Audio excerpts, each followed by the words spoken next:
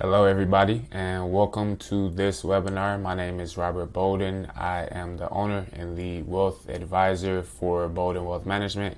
And today we'll be talking about one of the topics that is a foundation for financial planning, your budget and your cash flow. These things are the pillars of any financial plan, and all financial planning revolves around these two topics. So I thought it would be good to speak on this topic from the perspective of we work with young and growing families, people who are buying houses, having children, moving jobs, a lot of different things happening in their particular situations.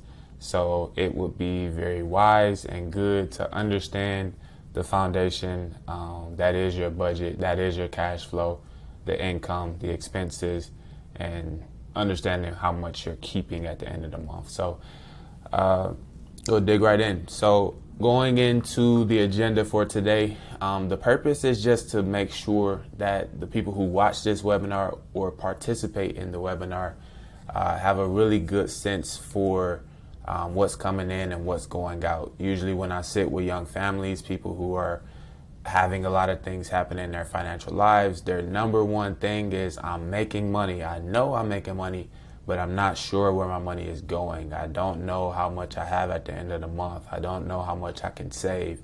So when you understand the budget, the cash flow from this perspective, it just makes things a lot easier to implement and to do. So the agenda for today is as listed. We'll discuss the importance of implementing and setting a budget into your financial playbook. I'm a former athlete. I played football, hence the money QP. I use terminology that is very much so sports related. Don't worry if you're not an athlete, if you didn't play, you'll certainly be fine and understand everything that I say. However, if you do recognize these terms, then just a plus one for you. So again, we'll review different ways to budget in 2023. There are plenty of different ways to actually implement a budget into your financial plan. They have plenty of apps and different technology that you can use, all of which are free. Maybe some have some added, very inexpensive ways to just have some different features within the app. If you're more high level, not wanting to do the day-to-day, there's stuff for you too. You can just use a simple spreadsheet and that will work just fine. No problems at all there. So we'll go through some of your different options for that and discuss how that would actually look for you. We'll walk through an actual live budget together that you can use, and I'll be sure to put the template that I use for this is one that I use for all of my clients that we go through together. Depending on the type of person, like I said before, some people are more high level and just want an overview of the specific month. Other people want to do the day-to-day and they want to see it and they want to be hands-on with it, and that will be most beneficial. So we refer them to some other resources as well. But we'll walk through my way of doing it. My preference is a spreadsheet at this particular point. I'm not really a day-to-day type of budgeter, but yeah, we'll go through that. And then after completing the budget, now that you've gone through, you know what you're making, you know what's going out, and all of that is solid. What is the next step? What do you do now? Because typically the equation is your income minus your expenses equals your revenue, and that can be your personal revenue or business revenue. What do you do with this revenue? Do you pay off debt? Do you save for a house? Do you build your emergency fund? What are the things that are going to push the needle forward so that you actually get what you want to get out of it? So what do I do with what's left? That's the question. The golden question for this particular audience is, what do I do to, well, first off, where's my money going? And once we've solved for that, then what do I do with what I actually have? So those are the two questions to focus on. But overall, that's the agenda. And we will first start with talking about what budgeting actually is and how do you implement that into your financial practices. So we define it as a spending plan. A spending plan is literally the same as a budget, but some people just don't like the term budget. If I say budget to some people, I might as well just be cursing at them. So depending on who we talking to, maybe we'll use spending plan, maybe we'll use budget, but it's the same thing.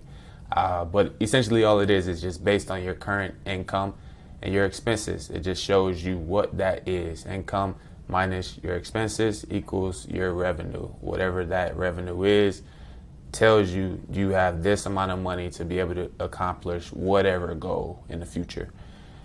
So there are some benefits that come from budgeting, and a lot of those things we'll talk about today. Establishing and implementing a budget into your financial plan can help you to maintain organization, number one, structure, number two, and purpose in your financial plan.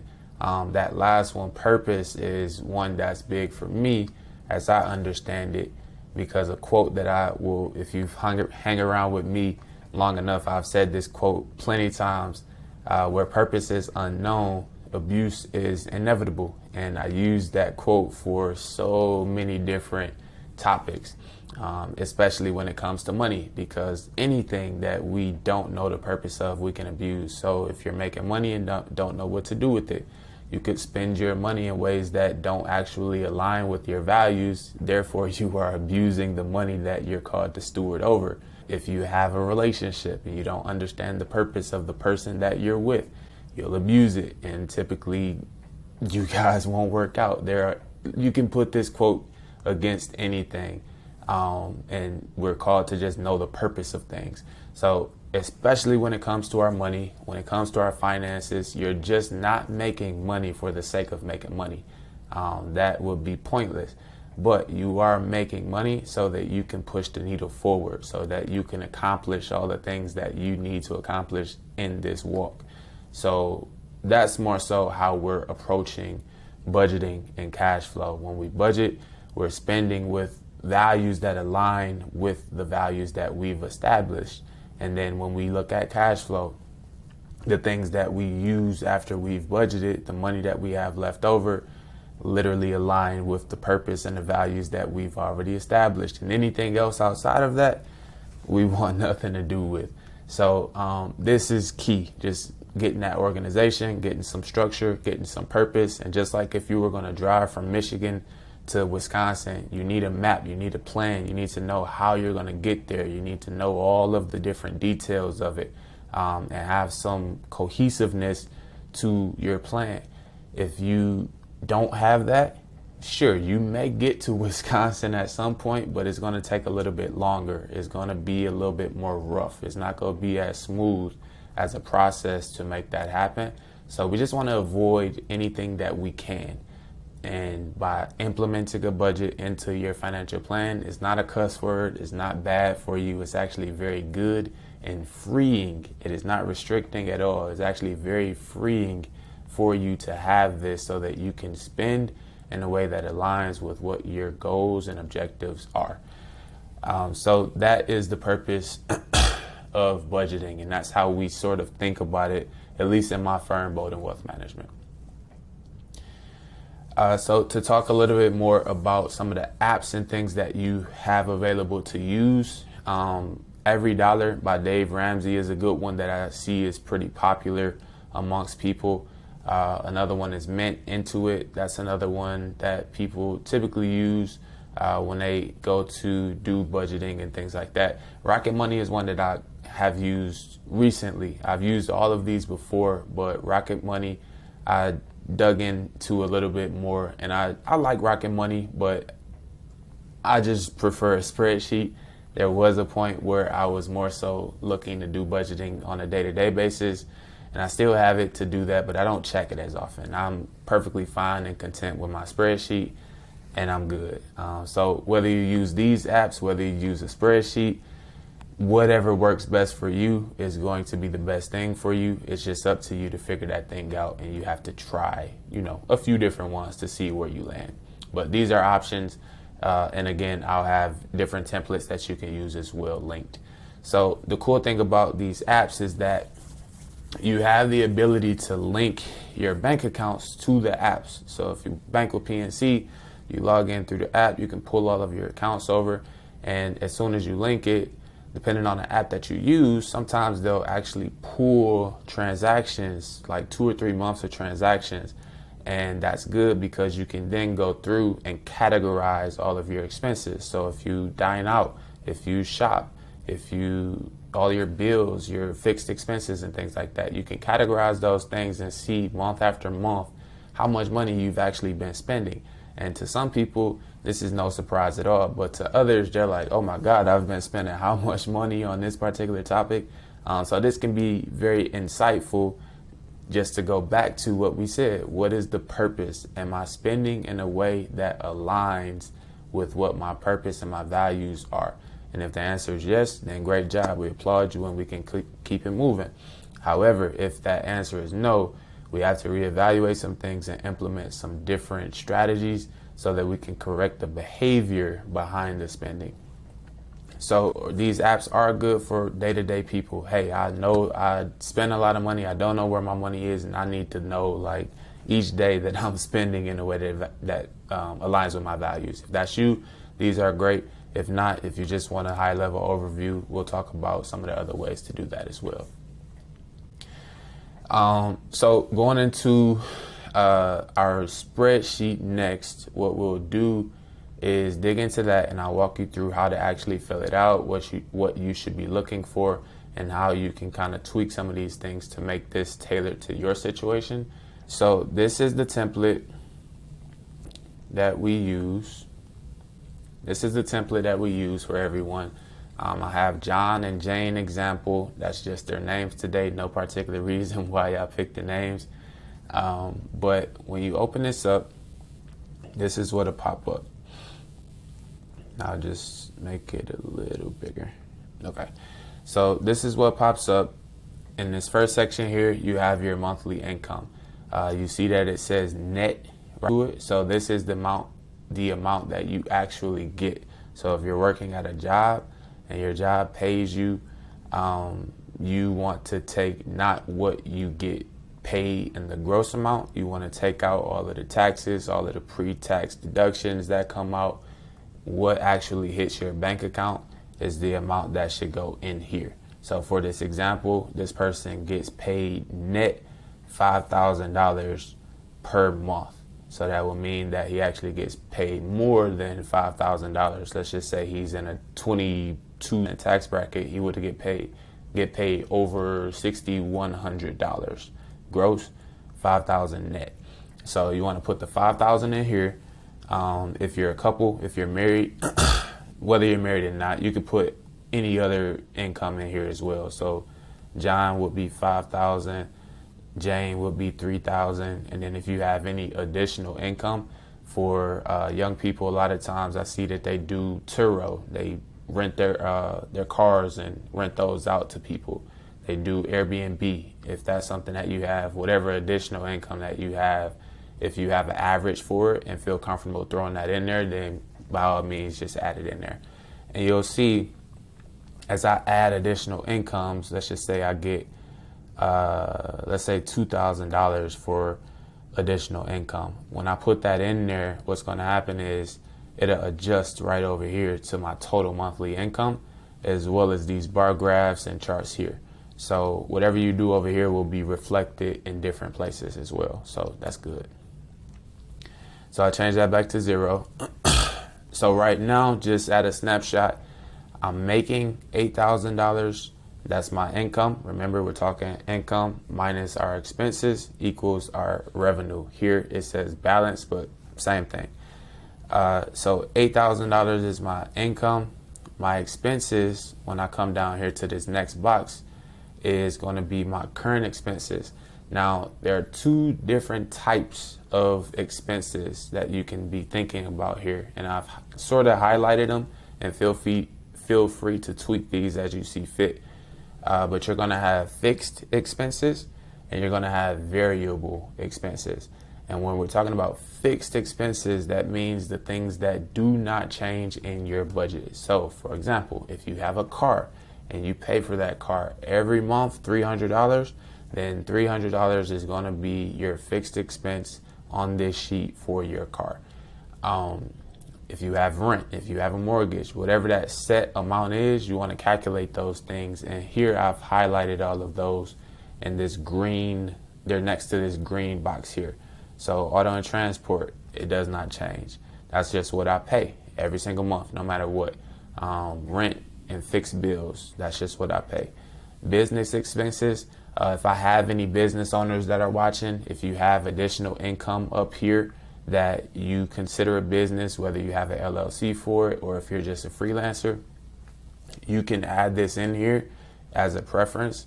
Well, you can add this in here, but as a preference, if you like, what you can do is go ahead and make a copy of this. I might not have done that right. Create a copy. You can make a copy of this and then simply go over here and just say business expenses. Boom. And just tweak this one to instead be your business's expenses rather than your personal expenses. If you're not a business owner, that has nothing to do with you, we can pick up. So what you want to do is just go through here and itemize all the things that are fixed expenses. So for auto and transport, that would include gas, that can include your car payments, your insurance. All of these things want to be itemized. You want to itemize all these things in here. And if you want to be super detailed and put everything bar by bar, that's totally fine. Or if you'd rather just kind of lump some of them together, meaning gas and my insurance and my car payment, those three things are all auto and transport, that's fine too. But just make sure that whatever the fixed expenses are, they're in there properly, and you can, in your mind, identify where that money is particularly going, because that's the point of all of this. So in this particular example, these are our fixed expenses. And then down here we have our variable expenses that are highlighted next to yellow. So these are the expenses that can actually change month to month.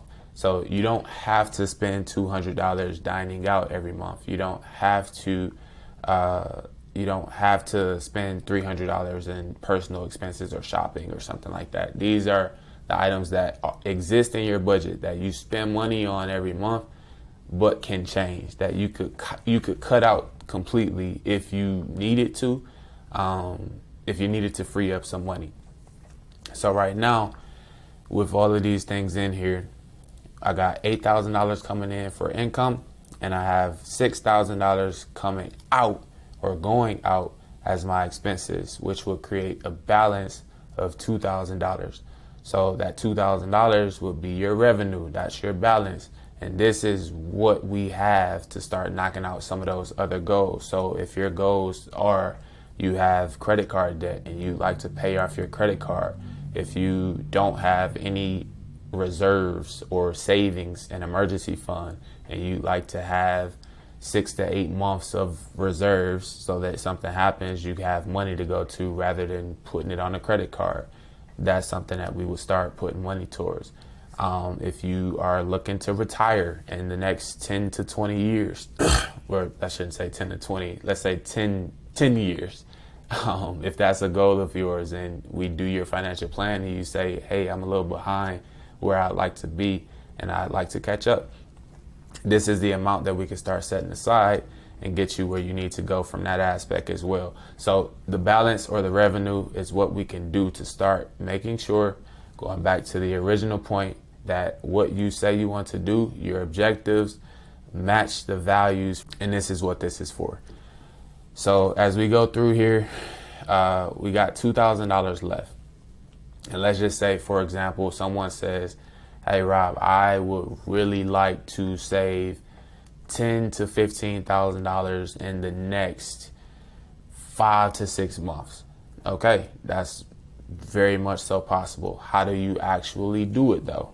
And if you don't have it on paper, that answer can be different. You may not know right off the top of your head, but by having a budget, you can go right to your spreadsheet, go right to your app and say, okay, I have $2,000 every month left over after all of my expenses. I could put that $2,000 towards my emergency fund, and 5 months later, I have my $10,000. Or let's just say I come in here and I don't spend any money on shopping and personal expenses. I got a few extra dollars every month, or I cut my grocery budget. Now I got close to $3,000. You see how we kind of play this game of the cash flow. Like, this is what's coming in, this is what's going out, this is what's fixed and I can't adjust at all. This is what's variable and I have a easy time adjusting these as well. But what we're trying to do is make sure that the way that you're thinking about your money actually reflects the values and the things that you want to do in the future. This is really good for, especially now as student loan payments are starting to start back up here, I think in the next month or two. As that starts, if you haven't been paying since they've been in deferment, this is going to be a situation where you're going to need to budget an extra item here. If you need to add something, you just go right in there, put your student loans, and you add whatever that thing is. 300, it gets allocated in the chart. So budgeting is just going to give you insight into how to map these things out, because as these loan payments, as these other goals come up, where you want to buy a house, as you want to save for your reserves, as you want to take a vacation, whatever it is, you just need a system that will help you to organize and stay structured and meet those goals that you say you expect in the future.